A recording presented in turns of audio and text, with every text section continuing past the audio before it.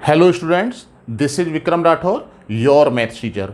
और आज का जो हमारा टॉपिक है वो क्लास 10th के मैथ्स स्टूडेंट्स के लिए है, जो कि हमारा chapter number first real number का सेकंड वीडियो या फिर सेकंड लेक्चर है। मैं कहूँगा कि इस लेक्चर को या इस वीडियो को देखने से पहले जो इसका फर्स्ट लेक्चर या फर्स्ट वीडियो जो है, जो भी बच्चे या जो भी स्टूडेंट्स इस वीडियो को देख रहे हैं वो इसका फर्स्ट वीडियो भी देखें, जिसमें मैंने introduction of Euclid division lemma, जो कि यूक्लिड डिवीजन लेमा या ईडीएल, यूक्लिड डिवीजन लेमा की शॉर्ट फॉर्म है EDL. E for Euclid's, D for division and L for lemma. तो यूक्लिड डिवीजन लेमा को इन शॉर्ट हम ईडीएल भी बोलते हैं। ईडीएल को समझने के लिए आपको मेरा लेक्चर फर्स्ट या वीडियो फर्स्ट देखना पड़ेगा।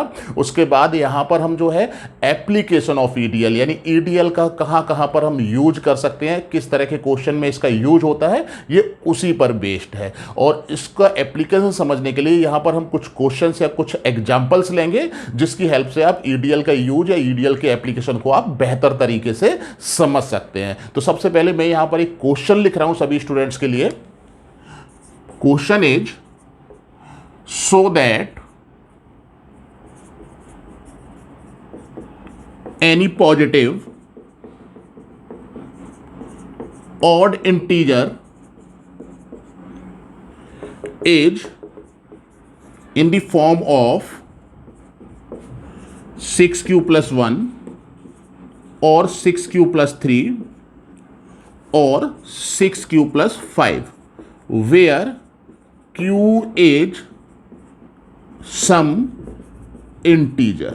ओके, इस क्वेश्चन को सॉल्व करने से पहले मैं सभी स्टूडेंट्स को इस क्वेश्चंस का मीनिंग बताना चाहता हूं कि इस क्वेश्चन का एक्चुअली मीनिंग क्या है। क्योंकि बहुत सारे स्टूडेंट्स, मैंने कई बार अपने स्टूडेंट्स को ऑब्जर्व किया है कि बहुत सारे स्टूडेंट्स इस क्वेश्चंस को सॉल्व कर लेते हैं, बट उन्हें इसका मीनिंग पता नहीं होता है कि इसका मीनिंग एक्चुअली क्या है। तो सबसे पहले मैं यहां पर बात करूंगा कि इस क्वेश्चंस का मीनिंग क्या है, ये क्वेश्चन जो है वो क्या कहता है। तो देखिए यहां पर 6q plus 1, इन्होंने बोला कि जो 6q plus 1, 6q plus 3 and 6q plus 5, ये जो है वो ऑड नंबर्स की फॉर्म्स है। यानी कि यहां पर अगर हम कोई क्यू के प्लेस पर कोई इंटीजर अगर हम पुट करते हैं अकॉर्डिंग टू क्वेश्चन, तो यहां पर जो इसकी कैलकुलेशन होकर जो नंबर मिलेगा वो ऑड नंबर ही मिलेगा। इसको आप ऐसे भी समझ सकते हैं कि किसी भी इंटीजर में अगर हम 6 का मल्टीप्लाई कर देते हैं तो ये हमारा जो है वो इवन नंबर बन जाता है। और इवन नंबर में अगर आप 1 ऐड करेंगे, 3 ऐड करेंगे या फिर 5 ऐड करेंगे तो वो हमारे ऑड नंबर्स ही बनेंगे। क्योंकि किसी भी नंबर में, इवन नंबर में, मैं आपको बता दूं, किसी भी इवन नंबर में अगर आप ऑड नंबर को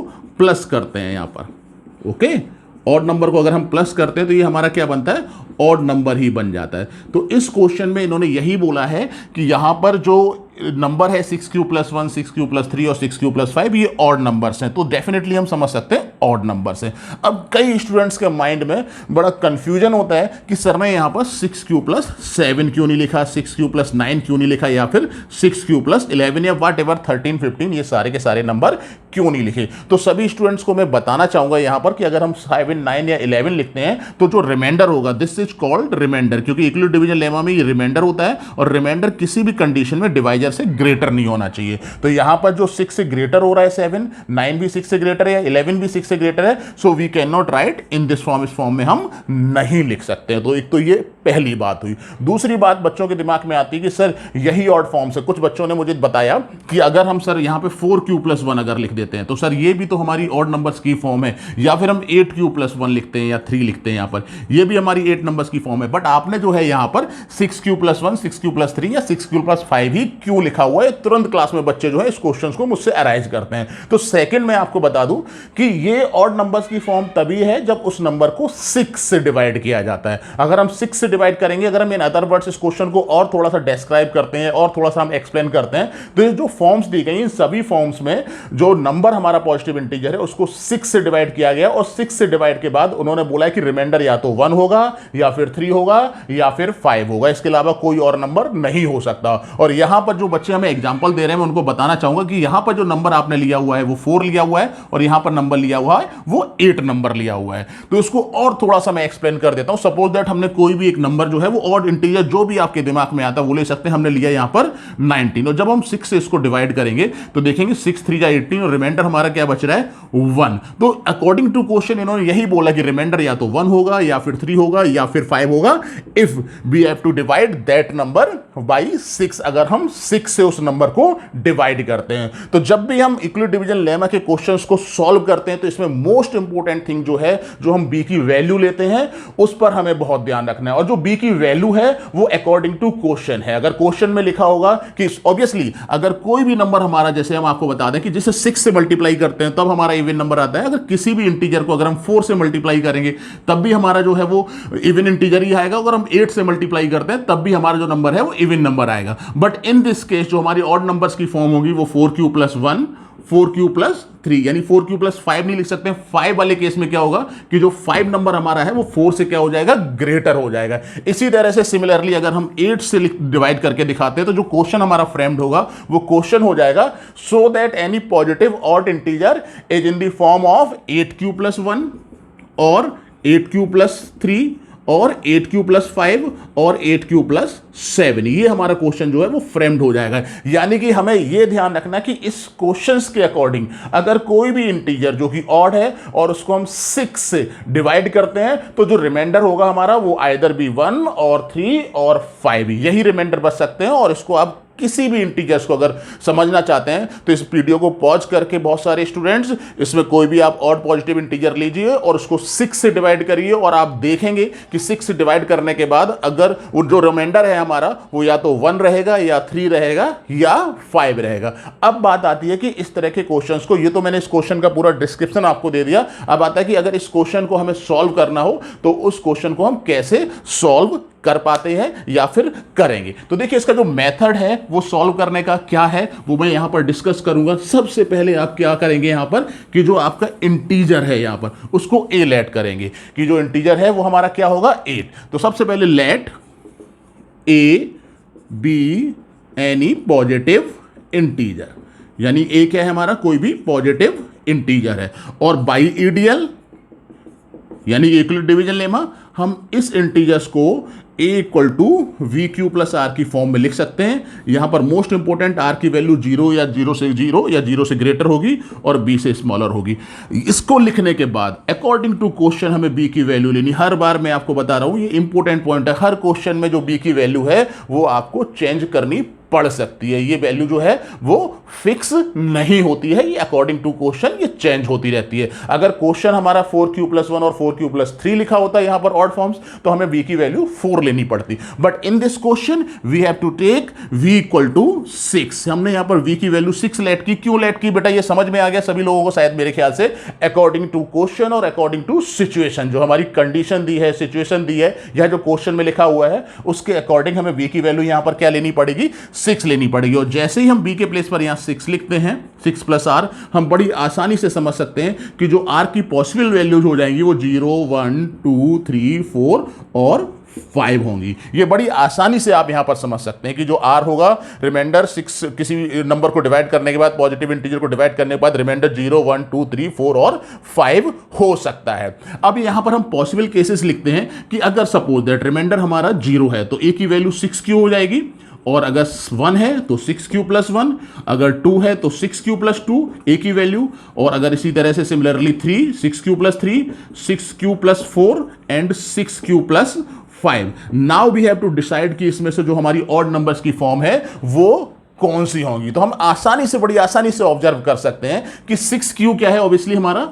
यहां पर इवन नंबर है। और इवन नंबर में जब हम ऑड नंबर को ऐड करते हैं तो वो हमारे क्या बन जाते हैं, ऑड फॉर्म्स बन जाती हैं या फिर ऑड नंबर बन जाते हैं। तो easily 6q + 1 is odd, 6q + 3 is odd and 6q + 5 is odd. और यही क्लियरली हमें प्रूव करना था कि जो हमारी ऑड नंबर्स की फॉर्म्स होंगी वो 6q + 1 6q + 3 और 6q + 5 होंगी। ये इस क्वेश्चन का जो है वो सॉल्यूशन है। तो क्वेश्चन हमारा क्या था कि जो पॉजिटिव इंटीजर्स हैं उसमें ऑड इंटीजर्स जो होंगे वो 6q + 1 6q + 3 और 6q + 5 होंगे। तो मुझे लगता है कि शायद ये बेहतर ढंग से समझ में आ गया होगा। इसके आगे आपको सिर्फ एक लाइन ऐड करनी है कि हेंस या clearly any odd positive integer is in the form of 6q + 1 और 6q + 5 और 6q + 3। अच्छा, कई स्टूडेंट्स कहते हैं सर हम इसमें और क्यों लिखते हैं, 6q + 1 and 6q + 3 and 6q + 5 नहीं लिख सकते? क्योंकि मैं आपको बता दूं कि कोई भी पॉजिटिव इंटीजर आप एक पॉजिटिव इंटीजर लेंगे, यहां एक से ज्यादा नहीं ले सकते हैं, और जब उसकी फॉर्म लिखेंगे तो इन तीनों में से कोई एक फॉर्म होगी, इसलिए वहां पर और वर्ड यूज किया जाता है। मुझे लगता है कि ये एग्जांपल्स बच्चों को ज्यादा आसानी से या अच्छे से समझ में आ गया होगा। कुछ क्वेश्चंस आप बुक्स में देख सकते हैं जो इस तरह से दिए गए हैं कि so that any positive odd integer is in the form of 4q + 1 और 4q + 3। इसी तरह से आप और भी क्वेश्चन फ्रेम्ड कर सकते हैं। अगर 2 से डिवाइड कर रहे हैं तो ऑब्वियसली 2q + 1 ऑड हो जाएगा आपका, और अगर आप 8 से डिवाइड कर रहे हैं तो वो 8q + 1, 8q + 3, 8q + 5 and 8q + 7 हो जाएगा। ओके, अब हम यहां पर एक दूसरा क्वेश्चन या दूसरा एग्जांपल्स लेते हैं जिसको कि हम समझेंगे कि यूक्लिड डिवीजन लेमा की हेल्प से उसको कैसे सॉल्व करना है। क्वेश्चन हमारा क्या है, सो दैट, इसको देखिए जरा यहां पर, question is that so that square of any positive odd integer is in the form of 3m और 3m + 1। पहले मैं इस क्वेश्चन को डिस्क्राइब करूंगा कि एक्चुअली इसका मीनिंग क्या है, उसके बाद हम इस क्वेश्चन को कैसे सॉल्व करेंगे वो हम देखेंगे। आप देख रहे हो where m is some integer. Clearly देखिए, हम आपको बता देते हैं इस क्वेश्चन में कि यहां पर लिखा हुआ है कि अगर हम किसी पॉजिटिव, ऑड वर्ड नहीं आएगा, सॉरी मैंने गलत लिख लिया, ऑड नहीं, एनी पॉजिटिव इंटीजर, अगर हम किसी भी पॉजिटिव इंटीजर का जो है हम स्क्वायर अगर हम करते हैं तो वो 3m और 3m + 1 की फॉर्म में आएगा। बिल्कुल क्लियर है, जैसा कि मैंने पिछले क्वेश्चन से आपको बताया था कि अगर किसी भी पॉजिटिव इंटीजर के स्क्वायर को, ऑब्वियसली भी हमारा क्या होगा, 3, डिवाइजर जो होगा वो 3 होगा, 3 से अगर हम डिवाइड करते हैं तो उसमें रिमाइंडर या तो 0 रहेगा या फिर 1 रहेगा। यहां पर आप उसको और अच्छे से समझने के लिए कोई भी आपके दिमाग में अगर इंटीजर आता है, सपोज दैट मैंने इंटीजर लिया 5 और 5 का स्क्वायर क्या हो जाएगा 25, और अगर हम 25 को 3 से डिवाइड अगर हम करते हैं तो आप आसानी से समझ सकते हैं 3 या 24 और रिमाइंडर हमारा क्या आना है 1 आना है, तो इसकी जो फॉर्म हो जाएगी वो 3m + 1 हो जाएगी। बहुत सारे आप एग्जांपल्स ले सकते हैं, कोई भी पॉजिटिव इंटीजर अगर आपके दिमाग में आ रहा है उसको लीजिए, आप उसका स्क्वायर करिए, और स्क्वायर करने के बाद जब आप 3 से डिवाइड करेंगे तो रिमाइंडर जो होगा वो या तो 0 होगा या फिर 1 होगा। यहां पर इस क्वेश्चन का मीनिंग मुझे लगता है क्लियरली आपको समझ में आ गया होगा, लेकिन बहुत सारे बच्चों के दिमाग में ये आता है कि सर m यहां पर क्यों लिया गया है और यहां पर हम क्यों नहीं ले सकते। तो एज योर चॉइस, क्वेश्चन में m लिखा हुआ है तो हमने m ले लिया है, और अगर आप q लेना चाहते हैं तो q ले सकते हैं, नो प्रॉब्लम, वहां पर कोई प्रॉब्लम नहीं उसमें। तो फर्स्ट क्या है कि लेट एनी पॉजिटिव, इसको सॉल्व करने के लिए any positive odd, any positive integer equal to a, और बाई EDL हम उस इंटीजर को VQ + R लिख सकते हैं, जहां पर R जो होगा वो 0 से बड़ा या इक्वल होगा और B से छोटा होगा। यहां पर B की वैल्यू हम अकॉर्डिंग टू क्वेश्चन, मैंने पहले ही बोला हुआ है कि यहां पर 3 रखेंगे, और हम जैसे ही 3 रखेंगे तो ये फॉर्म हो जाएगी हमारी 3Q + R, और जो R की पॉसिबल वैल्यूज होंगी 0, 1 और 2 होंगी, यहां पर 0, 1 और 2। अब हम एक एक करके, क्योंकि यहां पर हमें इवन या ऑड नहीं बताना है, यहां पर बोला गया कि अगर जो भी फॉर्म्स होंगी अगर हम उसका स्क्वायर करते हैं तो जो फॉर्म्स है वो 3m और 3m + 1 होनी चाहिए। तो यहां पर सबसे पहले मैं यहां पर केस नंबर 1 फर्स्ट ले रहा हूं, जहां पर हम r की वैल्यू व्हेन r = 0 लेते हैं। तो जब हम 0 लेंगे r की वैल्यू तो जो नंबर हमारा बन जाएगा वो क्या बन जाएगा 3m, और अब हमें क्या करना है इस नंबर का या इस पॉजिटिव इंटीजर का क्या करना है, स्क्वायर करना है। तो जैसे ही हम इस पॉजिटिव इंटीजर का स्क्वायर करेंगे तो ऑब्वियसली यहां पर q बनेगा आपका, जैसे ही हम स्क्वायर करेंगे तो ये बन जाएगा हमारा 3q², और 3q² को हम 9q² लिख सकते हैं, और बिकॉज ऑफ हम 3 से डिवाइड कर रहे हैं तो हम 3 कॉमन ले सकते हैं इसमें, ये 3q² और ये 3q² के प्लेस पर हम m पुट कर देंगे, where m equal to 3q²। यहाँ पर भी बहुत सारे बच्चों के दिमाग में कन्फ्यूजन रहता है कि सर ये 3q² था, आपने m लिख दिया, क्या हुआ हमें पता नहीं लगा। देखिए यहाँ पर आप बताइए मुझे जरा कि q क्या है, इंटीजर है, तो q का स्क्वायर भी इंटीजर हो जाएगा और उसमें 3 का मल्टीप्लाई करेंगे ये भी इंटीजर हो जाएगा। बस इस इंटीजर का जो नोटेशन हमने दे दिया अकॉर्डिंग टू क्वेश्चन, वो यहाँ पर m लिख दिया है, कोई प्रॉब्लम नहीं है। दूसरी चीज एक मैं और बताना चाहूंगा, मेरे दिमाग में अभी अभी तुरंत आया है, अगर किसी भी पॉजिटिव इंटीजर को अगर हम b से डिवाइड करते हैं तो जो क्वोशिएंट हमारा होता है, हम आपको बता दें, इसको ध्यान रखिएगा, अगर ये नंबर चेंज होगा तो q भी चेंज होगा, अगर b चेंज करते हैं तब भी आपको यहां पर जो नंबर है वो आपका क्वोशिएंट चेंज हो जाएगा, और अगर दोनों नंबर चेंज होते हैं तब भी हमारा क्वोशिएंट चेंज होगा। तो ध्यान रखिएगा, अगर हमारा डिविडेंड चेंज होता है या a चेंज होता है तब भी हमारा क्वोशिएंट चेंज हो जाएगा, और अगर हमारा डिवाइजर चेंज होता है, इसको हम फिक्स रखते हैं किसी भी क्वेश्चन के लिए, तब भी हमारा डिवाइजर चेंज होगा, और दोनों नंबर चेंज होते हैं तब तो डेफिनेटली हमारा डिवाइजर चेंज होगा। अब ये मैंने क्यों बताया है आपको, वो अभी आप अगला जो मैं केस सेकंड या थर्ड लेने वाला हूं वहां पर इस चीज को मैं क्लियर कर देता हूं आपको कि मैंने इस स्टेप को यहां पर क्यों बताया। क्योंकि जब मैं क्वेश्चन कर रहा था अभी तुरंत मेरे दिमाग में आया, क्योंकि बच्चे इस तरह की चीजें जो है वो क्लास में डिस्कस करते हैं, तो मुझे लगा कि शायद इस स्टेप को आपको बता देना चाहिए। इसी तरह से हम केस जो है वो सेकंड लेते हैं। यहां पर केस नंबर हमारा जो सेकंड है, इसको मैं रेज कर रहा हूं, आप वीडियो को पॉज करके इसको नोट डाउन कर सकते हैं। केस नंबर सेकंड, अभी तो ये केस नंबर फर्स्ट था, व्हेन r इक्वल टू 1, तो ऑब्वियसली a हमारा जो हो जाएगा वो क्या हो जाएगा, r के प्लेस पर अगर हम 1 पुट करते हैं तो 3q + 1, और अकॉर्डिंग टू क्वेश्चन हमें यहां पर क्वेश्चन को खत्म नहीं करना है, इसका स्क्वायर करना है। ओके, स्क्वायर हमने यहां पर कर दिया, और स्क्वायर करने के बाद आप इसे a + b के होल स्क्वायर से आसानी से ऑब्जर्व कर सकते हैं, a² + 2ab and plus v², और it becomes 9q² + 6q and +1। तो देखिए जहां से आप 3 कॉमन ले सकते हैं वो आपको लेना पड़ेगा। यहां पर 1 है आपका, रिमाइंडर पॉसिबल है 1, और सिर्फ हमें यहां से 3 कॉमन लेना है, q कॉमन नहीं लेना है, ले भी सकते हैं नो प्रॉब्लम, बट 3 से काम चल जाएगा हमारा।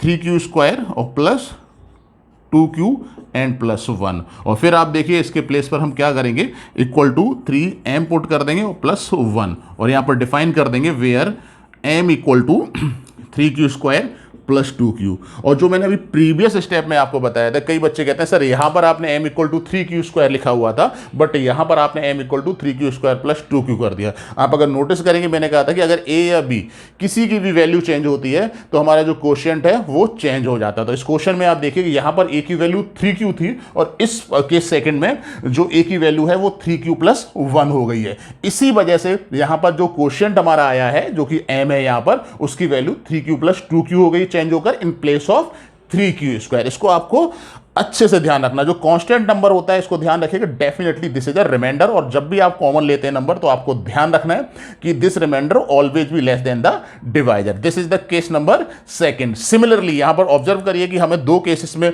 दो फॉर्म्स मिल गई, एक हमारी 3m और एक 3m + 1, और अभी हमारा केस नंबर थर्ड बचा हुआ है जहां पर रिमाइंडर जो है वो हम r इक्वल टू 2 लेते हैं। तो क्वेश्चन हमारा बन जाएगा a इक्वल टू 3q + 2 यहां पर, और अगर हम इस नंबर का स्क्वायर करते हैं, देखिए यहां पर फिर मैं बोल रहा हूं a की फॉर्म चेंज हुई है, तो जो m की वैल्यू यानी क्वोशिएंट की वैल्यू होगी वो चेंज हो जाएगी। इसमें कहीं कोई कंफ्यूजन नहीं होना चाहिए। बच्चों के माइंड में रहता है, क्लासेस में कई बार पूछते हैं बच्चे और कई बार नहीं भी पूछते हैं, वो एज इट इज इसको याद कर लेते हैं कि सर ने ऐसे कराया है, ठीक है यही मेथड है, और इसको हम एज इट इज याद कर लेते हैं। लेकिन कहीं ना कहीं मुझे लगता है कि एक आध दो बच्चों ने मुझसे इस बारे में डिस्कशन किया है आउट ऑफ द क्लास जाके, तो मुझे लगा है कि शायद इसको क्वेश्चन को यहां पर डिस्कस कर लेना चाहिए, इस पॉइंट को डिस्कस कर लेना चाहिए। Okay, now third case when r equal to 2, square करते हैं यहां पर 3q + 2 का square, it becomes a² + 2ab + b²। Now a² equal to 9q² + 2 3 6 2 12q and +4। देखिए मैंने पहले ही कहा यहां पर जो कांस्टेंट नंबर होता है वो क्या होता है, आपका रिमाइंडर, और चूंकि हमें डिवाइजर 3 लिया हुआ है, या 3 हमें कॉमन लेना है, तो जो रिमाइंडर है वो 3 से ज्यादा नहीं होना चाहिए। तो इस तरह के केसेस में हम क्या करते हैं कि इसको ब्रेक करते हैं, 9q² + 12q प्लस इसमें 4 में अगर हम डिवाइड करेंगे तो 3 + 1 करके अगर हम लिखेंगे तो ये रिमाइंडर हमारा 1 हो जाएगा, यानी 1 टाइम डिवाइड और पॉसिबल हो जाएगा। इसको हम ऐसे भी समझ सकते हैं। ओके, जब हम डिवाइड करते हैं कि सपोज दैट हमने 6 का डिवाइड या 3 का डिवाइड हमने किया, यहाँ पर 15 कोई नंबर है और हमने यहाँ पर क्या किया, इसको 15 मत लीजिए 16 ले लीजिए। ओके, और इसको हमने 3 4 12 कर दिया। यहाँ पर रिमाइंडर 4 है जो कि इससे ज़्यादा है, तो इसका मतलब क्या हुआ, डिवाइड अभी 1 टाइम्स और जा सकता है, यानी 3 5 या 15 ये डिवाइड हो जाएगा। तो ऑन दैट बेसिस हमने यहाँ पर इसको ब्रेक किया 4 को, 3 + 1, क्योंकि हमें 3 कॉमन लेना है, तो a² = 3 कॉमन लेने के बाद ये 3q² + 4q और +1 और +1, यहाँ पर a² = 3m + 1 आसानी से लिख सकते हैं, वेयर m = 3q² + 4q और +1। मुझे लगता है कि शायद अब आपको कोई कंफ्यूजन नहीं होगा इसमें कि जब हम a = 3q + 2 ले रहे हैं, तो इस केस में जो m की वैल्यू है वो 3q² + 4q + 1 हो गई है, चेंज हुई है, क्योंकि हमारा a जो नंबर था, जो डिविडेंड था, वो चेंज हुआ है। डिवाइजर तो सेम ही रहा है हमारा, 3 रखा हमने, लेकिन मैंने आपको बताया था a अगर चेंज होता है तब भी हमारा क्वेश्चन चेंज होगा, v चेंज अगर करते हैं, a को फिक्स रखते हैं तब भी चेंज होगा, और a b दोनों चेंज होते हैं तो डेफिनेटली हमारा क्वेश्चन जो है वो चेंज होने वाला है। तो इन दिस केस यहाँ पर क्या हुआ है कि हमारा जो नंबर a है वो चेंज हुआ है, b जो डिवाइजर है वो हमने सेम रखा हुआ है 3। तो इन तीनों फॉर्म्स को जब आप ऑब्जर्व करेंगे तो आपने नोटिस किया होगा कि जो केस फर्स्ट में हमारी फॉर्म थी वो 3m थी, केस सेकंड में जो हमारी फॉर्म थी वो 3q + 1 थी, और केस थर्ड में जो हमारी फॉर्म आई है वो 3m + 1 एंड 3m + 1 आई है यहाँ पर। तो ओवरऑल अगर हम किसी भी पॉजिटिव नंबर का स्क्वायर करते हैं by the use of EDL, वो फॉर्म्स हमें 3m और 3m + 1 ही आती हैं, और यही हमारा क्वेश्चन था कि अगर हम किसी भी पॉजिटिव इंटीजर का स्क्वायर करेंगे तो जो फॉर्म्स है हमें वो 3m और 3m + 1 मिलेंगी। मुझे लगता है कि शायद ये क्वेश्चंस आप लोगों को बेहतर तरीके से समझ में आ गए हैं, और अगर नहीं समझ में आ गए हैं तो इस वीडियो को आप रिवाइंड करके दोबारा से देख सकते हैं। अगर ये आपको लेक्चर हमारा पसंद आया हो, समझ में आया हो, तो हमारे चैनल को आप लाइक, सब्सक्राइब और शेयर कर सकते हैं। नेक्स्ट लेक्चर में मैं कुछ और एप्लीकेशन लेकर आऊंगा, कुछ और क्वेश्चंस लेकर आऊंगा जो कि हम लोग EDL की हेल्प से सॉल्व करेंगे। Thank you.